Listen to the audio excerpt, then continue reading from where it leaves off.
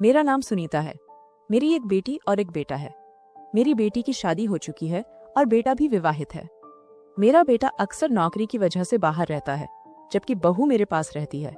मेरे बेटे की शादी को 2 साल हो चुके हैं और बेटी की शादी को 1 साल। एक दिन मेरी बेटी अंकिता ने मुझे फोन करके बताया कि उसके पति की नौकरी चली गई है। अब उन दोनों के लिए मुसीबतें बढ़ गई थीं। मैंने तुरंत उसे अपने घर बुलाने का फैसला किया ताकि मैं उसकी मदद कर सकूं। अगले दिन वह मुझसे मिलने आई। जब वह आई तो उसके चेहरे पर तनाव साफ दिखाई दे रहा था। मैंने उन्हें कहा कि जब तक दामाद को नई नौकरी नहीं मिल जाती तब तक वे मेरे साथ रह सकते हैं। लेकिन इसके बाद मेरी बहू की अंकिता के प्रति सहानुभूति कम होने लगी। एक दिन मैंने बहू को गुस्से में कहा कि अगर उसे मेरी बेटी से परेशानी है तो उसे अपने घर चली जाना चाहिए। मेरे यह कहने पर उसे बहुत गुस्सा आया और उसने तुरंत अपनी बैग भरकर अपने घर जाने का निर्णय लिया।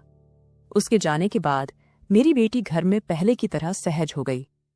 कुछ दिनों बाद दामाद अचानक मेरे कमरे में आए। उस समय मैं अपनी अलमारी में कपड़े निकाल रही थी, क्योंकि मुझे एक दोस्त की बेटी की शादी में जाना था। मैंने कुछ साड़ियां अलग रखी थीं और जब मैं एक साड़ी के ब्लाउज को ट्राई कर रही थी तभी दामाद बिना दरवाजा खटखटाए कमरे में आ गए।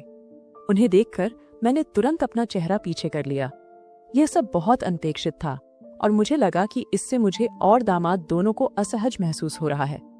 मैंने जल्द से जल्द अपने आप को ठीक कर लिया और जैसे ही मैंने साड़ी को समेटा मैंने दामाद की ओर मुड़कर देखा। घर में बहू के साथ अकेले रहने के कारण मैं दरवाजा लॉक करने की आदत नहीं रखती थी, इसलिए दरवाजा हमेशा खुला रहता था। आज भी मैंने दरवाजा ठीक से नहीं बंद किया था। जैसे ही मैंने दामाद की ओर मुड़ा, देखा कि वे मेरे बेड के पास खड़े थे।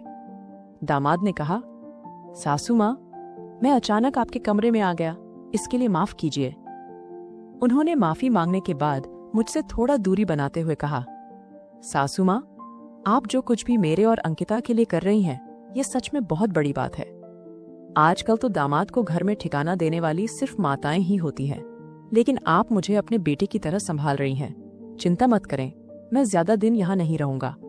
आखिरकार मैं इस घर का दामाद हूँ और दामाद को ससुराल में ज्यादा दिन रहना शोभा नहीं देता। मैं जल्दी से जल्दी नौकरी की तलाश में हूँ। मैंने दामाद से कहा, दामाद, आपको मुझे धन्यवाद कहने की जरूरत नहीं है, और हाँ, आप इस घर के इकलौते दामाद हैं। आपको कोई शर्म नहीं होनी चाहिए। इस घर में आप अपने आप को पूरी तरह से अपना समझें। मेरी बात सुनकर दामाद ने मुझे अचानक गले लगा लिया और कहा, सासू माँ, मैं आपके इस उपकार का कितना कर्ज चुकाऊंगा ये मुझे भी नहीं पता।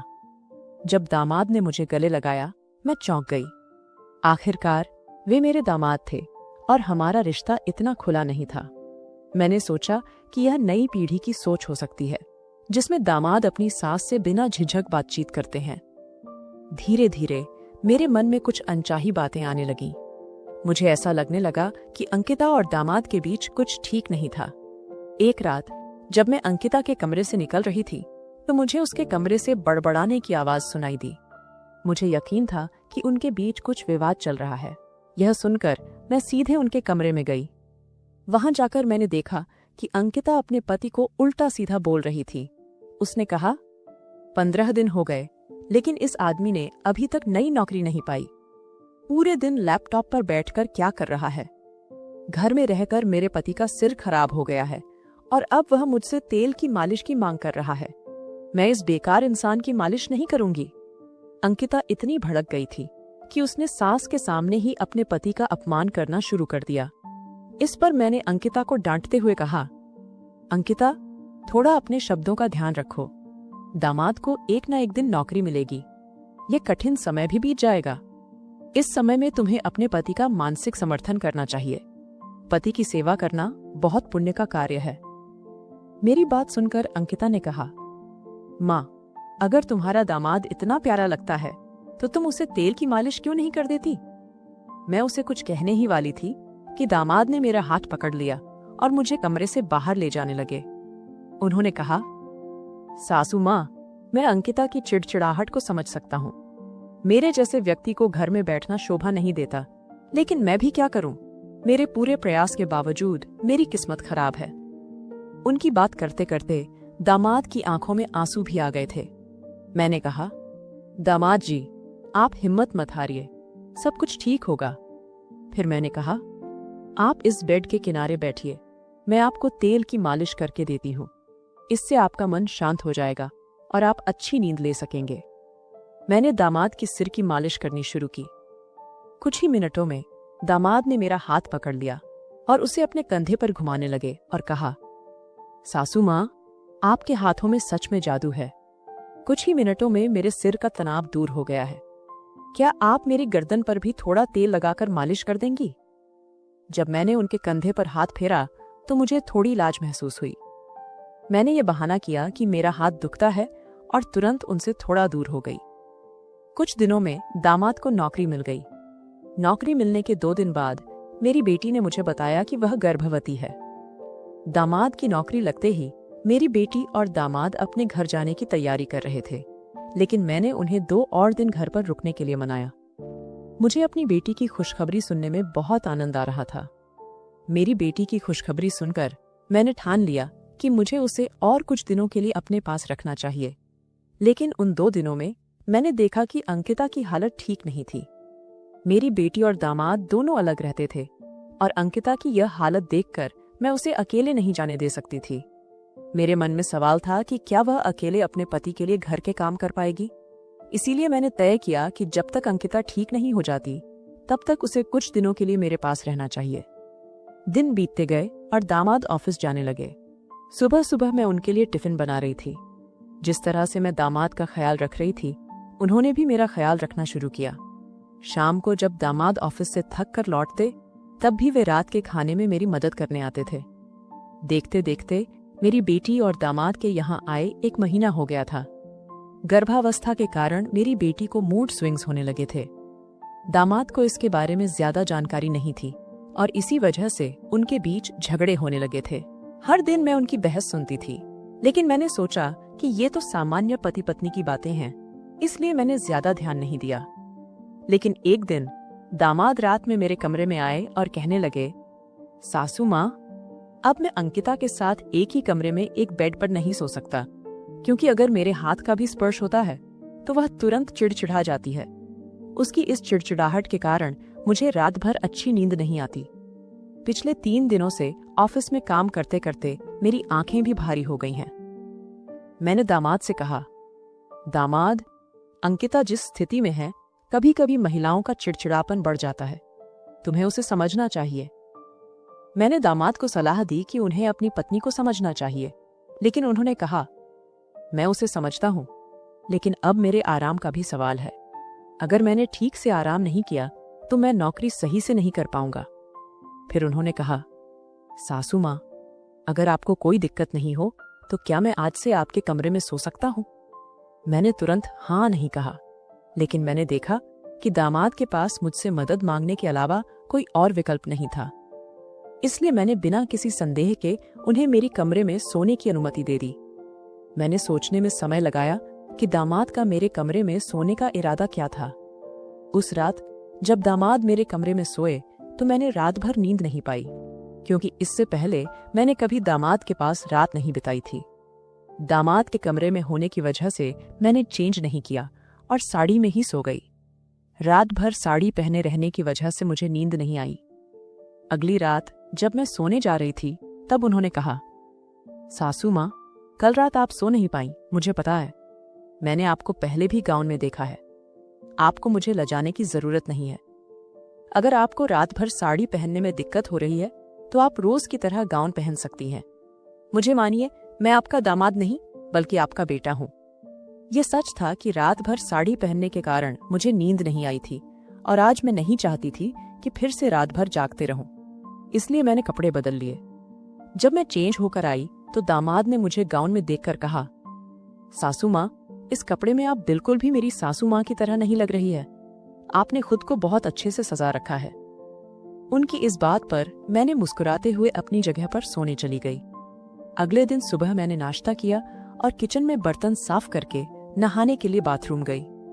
जैसे ही मैं बाथरूम में गई, साबुन के पानी पर मेरे पांव फिसल गए और मैं जमीन पर गिर गई। गिरते ही मेरी कमर में दर्द होने लगा और मुझे उठने में परेशानी होने लगी। मैंने अंकिता को आवाज दी, लेकिन वह अपने कमरे से नहीं आई। फिर दामाद दौड़ते हुए मेरे कमरे में आए। उन्होंने मुझे बाथरूम में गिरा हुआ देखकर तुरंत अंदर आए और मुझे उठाकर अपने बेड पर ले गए। उस समय मेरी कमर में बहुत दर्द हो रहा था। दामाद ने तुरंत मेरे लिए गर्म पानी की बोतल लाकर दी। मैंने देखा कि वे ऑफिस के लिए निकले थे, लेकिन मेरी मदद करते समय उन्होंने अपने ऑफिस के कपड़ों को भी भिगो दिया। दामाद ने मुझे मदद करते समय एक पल के लिए भी पीछे मुड़कर नहीं देखा। अंकिता कुछ समय बाद मेरी कमरे में आई, लेकिन चूंकि वह गर्भवती थी, वह मेरी मदद नहीं कर पाई। मेरी बेटी के आने का इंतजार करने के बजाय दामाद ने मेरी मदद की। उन्होंने मुझे अस्पताल ले जाने की कोशिश की, लेकिन मैंने उनसे कहा कि कुछ दिनों में मेरा दर्द ठीक हो जाएगा, थोड़े आराम से सब सही हो जाएगा। मेरी बात सुनकर दामाद रुक गए और ऑफिस जाते समय अंकिता से कहा, जब तक मैं घर नहीं आता सासू माँ का ध्यान रखना। शाम को घर वापस आने पर दामाद ने खुद ही खाना बनाया, क्योंकि अंकिता को परेशानी हो रही थी। इस वजह से वह किचन में कदम नहीं रख पा रही थी। रात में जब दामाद मेरे कमरे में सोने के लिए आए तो मैंने देखा कि मैं अपनी कमर को पकड़कर बैठी हुई थी। दामाद ने बाम लेकर आए और कहा, सासू माँ, मैं आपको थोड़ा बाम लगा दूं, इससे आपका दर्द थोड़ा ठीक हो जाएगा।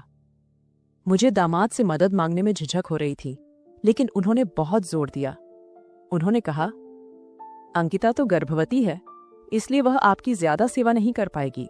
यह सब भगवान ने आपके दामाद को आपकी सेवा करने के लिए ही किया है। मैंने लाख कोशिश की कि मैं दामाद से मदद न लूं, लेकिन उन्होंने मुझे बाम लगाना शुरू किया। जिस तरह से उन्होंने मेरे कमर पर हाथ से बाम लगाया, वह सब कुछ अलग सा लग रहा था। धीरे धीरे मुझे नींद आने लगी। जब बार बार दामाद का स्पर्श होता तो मैं समझ नहीं पाई। आधी रात जब मेरी आंख खुली तो मैंने देखा कि दामाद मेरे बहुत करीब सोए हुए हैं। इतना ही नहीं, बल्कि हमारी दोनों की चादर भी एक हो गई थी। यह सब देखकर मैंने तुरंत दामाद से दूर जाने की कोशिश की, लेकिन इधर उधर सरकते समय मेरी कमर फिर से दर्द करने लगी और मेरे मुंह से आवाज निकल गई। मेरी आवाज सुनते ही दामाद जाग गए। मुझे ऐसा लगा जैसे वह पहले से ही सोने का नाटक कर रहे थे। मैंने उन्हें तिरस्कार से देखा, लेकिन फिर भी उनके व्यवहार पर ध्यान नहीं दिया। अगले दिन जब मुझे खांसी आई तो दामाद ने तुरंत मेरी पीठ पर हाथ फेरना शुरू कर दिया। मेरी खांसी खत्म हो गई, लेकिन उनका हाथ मेरी पीठ पर आज भी वैसा ही था।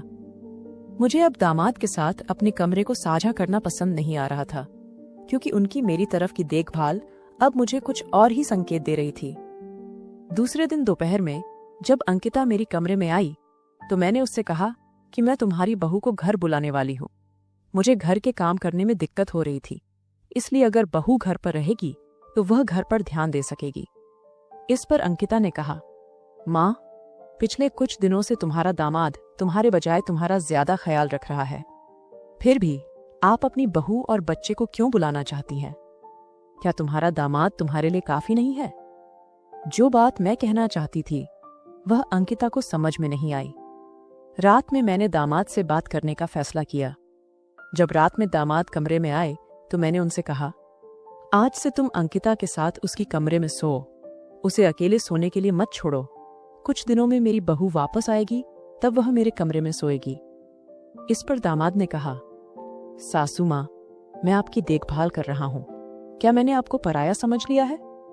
इतना कहकर वे कमरे से बाहर निकल गए। शायद उन्हें मेरी बात पर नाराजगी हुई थी। तब मैं धीरे धीरे कदम बढ़ाते हुए दामाद को समझाने के लिए अपनी कमरे से बाहर निकली। दामाद अंकिता के कमरे में थे, और जैसे ही मैं उनकी कमरे के बाहर गई, मैंने उनकी और मेरी बेटी की बातें सुनी। मेरी बेटी कह रही थी, विनोद, तुमसे तो कुछ भी काम नहीं हो रहा है। पिछले कुछ दिनों से मैं सब कुछ कर रही हूँ, और अब तक मेरी माँ की नजर में तुम अपनी छवि बनाने में असफल हो गए हो। दामाद चुप थे और मेरी बेटी आगे बोली, क्या तुम्हें याद है कि हमें इस घर को अपने नाम पर करवाना है? तुम्हारी पेंशन में मैं अपना हिस्सा नहीं देख सकती। तुम्हारे परिवार में तो 2 कमरे हैं और तुम्हारी माँ के पास भी 2 घर हैं। मैं चाहती हूँ कि कम से कम एक घर मेरे नाम पर हो, और इसके लिए मुझे किसी भी विवाद का सामना नहीं करना पड़ेगी है। उसने कहा, माँ ने भैया और भाभी को घर बुलाने के बारे में मुझसे बात की थी। अगर वे दोनों घर आए तो वहिनी तुरंत मेरे झूठ को पकड़ लेगी, और यदि एक बार हम माँ के सामने झूठ पकड़े गए तो यह घर हमारा रह नहीं जाएगा। उनकी बातें सुनकर मैं चौंक गई। उन्होंने पिछले कुछ दिनों से मेरे प्रति जो चिंता दिखाई थी वह सब एक दिखावा था। मेरी बेटी ने खुद को गर्भवती बताकर मेरी भावनाओं से खेल किया था ताकि वह अपने ससुराल का हिस्सा ले सके। मैं शांति से वहां से अपने कमरे में चली गई। कुछ समय बाद मैंने नकारने के बावजूद देखा कि दामाद फिर से मेरे कमरे में सोने आ गए। अगले दिन नाश्ते के समय बेटे और बहू को देखकर दामाद और अंकिता हैरान रह गए। अंकिता ने पूछा, माँ, तुमने उसे यहाँ क्यों बुलाया? मैंने सोचा कि अब मुझे अपनी बात स्पष्ट करनी चाहिए। मैंने अंकिता के पास जाकर कहा, मैंने रात को तुम्हारे और दामाद के बीच की बातें अपने कानों से सुनी है। तुम दामाद की छवि को लेकर भगवान से प्रार्थना करने लगी थी, जबकि तुमने अपनी बहू को झूठा साबित किया है। इतने दिनों से जो बहू मेरी देखभाल कर रही थी उसे बिना किसी विश्वास के यहां से भगा दिया। तुम मेरी खुद की बेटी हो, लेकिन इस प्रॉपर्टी के लिए तुमने मेरे खिलाफ साजिश की। पैसे के लिए तुमने रिश्तों को भुला दिया। मैंने उन्हें कहा, इस घर की एक ईंट भी तुम्हारे नाम पर नहीं होगी। जो भी मेरी देखभाल करेगा यही प्रॉपर्टी उसकी होगी।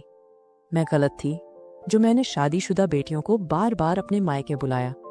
माँ बाप खर्च करते हैं, लेकिन लड़कियों का कर्तव्य खत्म नहीं होता। जब भी उनकी बात आती है वे हमेशा पूछती हैं, हमारे लिए क्या किया? मैंने सोचा, तुम जैसी लालची बेटी के विचार में मुझे कोई बदलाव नहीं दिखता, लेकिन मैं यह कर सकती हूँ कि तुम्हें अपने से दूर रखूं। आज से मुझे तुम्हारा चेहरा भी नहीं देखना। तुम्हारी वजह से मैं अपने बेटे और बहू को दूर कर रही थी, लेकिन यह हमेशा सच नहीं होता। मैंने समझ लिया है कि दामाद परायों जैसे होते हैं, लेकिन यदि बेटियां भी ऐसे व्यवहार करने लगें तो माँ बाप को क्या सोचना चाहिए? पैसे और जालसाजी से मिली संपत्ति कभी सुख नहीं दे सकती। असली संपत्ति होती है एक खुश परिवार, जहां भाइयों और बहनों के बीच प्यार होता है, न कि जलन। मुझे लगता है कि अब के समय में रिश्तों से ज्यादा पैसा और संपत्ति महत्व रखती है। तो दोस्तों, यह कहानी आपको कैसी लगी? यदि आपको यह अच्छी लगी तो वीडियो को लाइक करें और चैनल को सब्सक्राइब करें।